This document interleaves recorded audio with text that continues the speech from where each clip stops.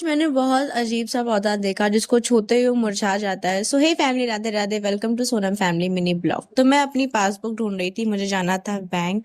मैं सामान कहीं और रखती और ढूंढती कहीं और हूँ। तो मैं निकल चुकी थी घर से बाहर और मैंने ऑटो पकड़ ली थी।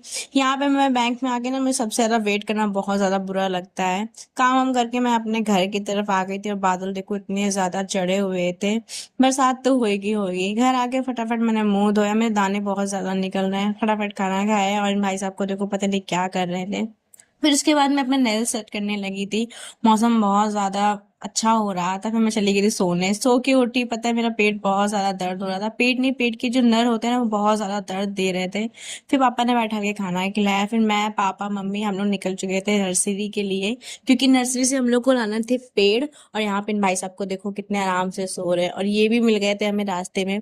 नर्सरी में आना, यहाँ पे इतने अच्छे अच्छे पॉट रखे थे, इतने प्यारे प्यारे लग रहे थे। फिर ये लोग भी आ गए थे मिलने के लिए मुझसे। मुझे दोनों बहुत ज्यादा क्यूट लग रहे थे। मैं इसको जानती हूँ, पता है। ये जब भी मैं जाती हूँ ना उस तरफ, तो ये मुझको हमेशा मिलता है। ये बहुत ज्यादा क्यूट लगता है। ये दोनों अलग हैं, उसकी माँ बिल्कुल अलग है। इसकी माँ बिल्कुल ब्लैक सी है और इन दोनों को देखो कितने गोरे गोरे हैं।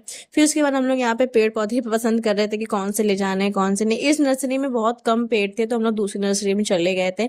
यहाँ पे फ्लावर भी बहुत अच्छे अच्छे थे। तो मम्मी मुझे एक ना पेड़ दिखा रही थी। इसको छुई मुई का पेड़ कहते हैं। इसको छूते ही ना ये अपने आप मुरझा जाता है। मस्त लग रहा था छूने में इसको। फिर उसके बाद पेड़ पौधे लेके हम लोग घर आ गए थे और शाम को आ गई थी मेरी मासी। इनको चश्मा सही कराना था, उनका चश्मा उनका सही नहीं था।